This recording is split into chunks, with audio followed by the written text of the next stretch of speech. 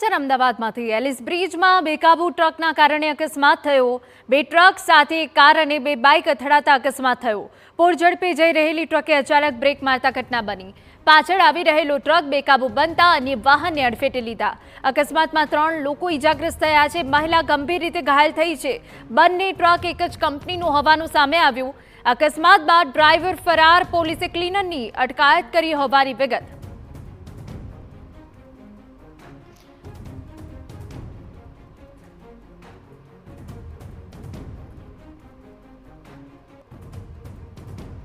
Alice bridge 4 રસ્તા નજીક police station સામે મોડી રાત્રે અકસ્માત સર્જાયો, જેમાં 2 ટ્રક પૂર ઝડપે જઈ રહી હતી। દરમિયાન આગળની ટ્રકે બ્રેક મારતા પાછળની ટ્રક ચાલકે કાબુ ગુમાવ્યો અને અન્ય વાહનોને અડફેટે લીધા।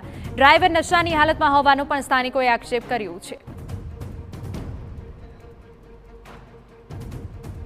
મારા ભાભી છે એમને ટાયર ચડી ગયું છે, એટલે પગ એ થઈ ગયો અને મારી બેન ઉપર બી ટાયર ચડી ગયું છે, એને થોડીક ઇન્જરી થઈ છે, બાકી બધા બચી ગયા છે।